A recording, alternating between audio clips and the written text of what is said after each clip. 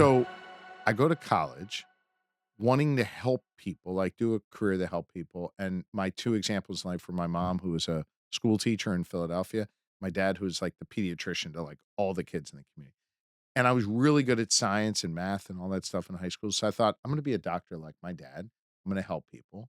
And I spent all summer training to go to the next level on basketball. Really felt like I had a chance to make the team. It was Division III, so not a scholarship situation.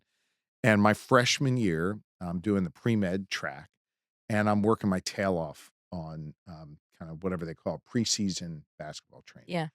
And we get through preseason, through all that, and we're getting ready for game one. It also happened to coincide with the big exam I had in my pre-med class.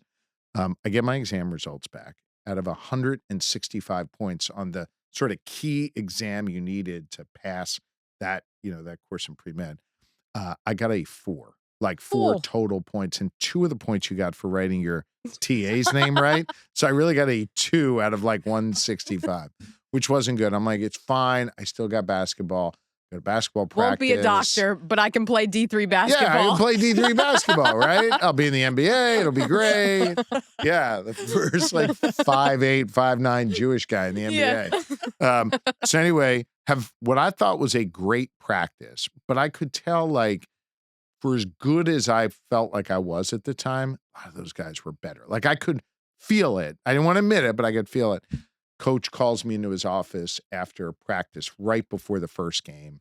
And I'm thinking to myself, this is awesome. He's going to tell me I'm on the team. And he saw how hard I worked and he cut me. So now I've flunked out of pre-med, literally. I got cut from the men's basketball team. And it was like the first time in my life where I confronted failure, right? Where I literally failed at the things that I thought I was good at, that I set my mind out to go and pursue.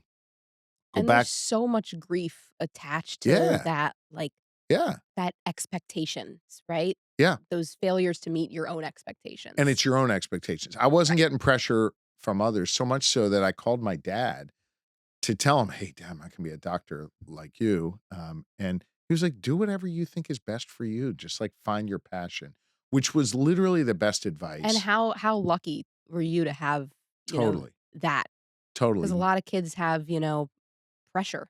Yeah. Emma sees it all the time. Yeah. And by the way, it taught me, and I think Lori was naturally like this, to not add pressure to the kids, right? To not add burden to them.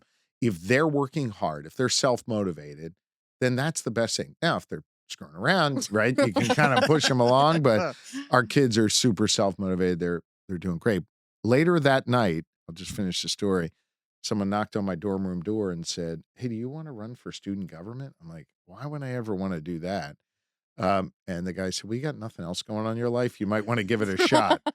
Looking back on it, that was a pretty pivotal day in You're like, my was life. that the ghost of Hanukkah And Pass? so, right, exactly. So look, I mean, I dealt with grief for a period of time, but the most important thing I learned was you get knocked down, you get right the heck back up, and you keep grinding, you keep going forward, and that's And what when I did. opportunity knocks, You open take the it. door. Yeah, you got to be open in life.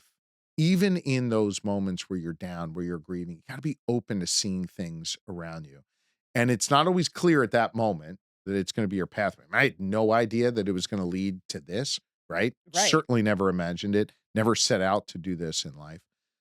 But really looking back on it, that's where the sort of line began. And I was open to it. I was willing from failure to try and claw my way up and try something different. Yeah, what would you tell 18-year-old Josh Shapiro, who just got cut from the basketball team, sitting now here as governor today?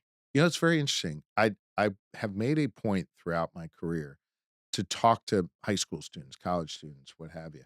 And 10 years ago, they'd ask me like a lot of really substantive questions about a bill or a policy or whatever. And that still happens to some extent today. But more and more, that 17, 18, 20-year-old, whatever, they're asking me about self-care.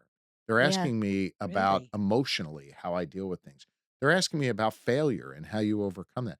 It's very interesting how they're more in touch, I think, emotionally with themselves. And what I would say to them is do not listen to conventional wisdom. It's never wise.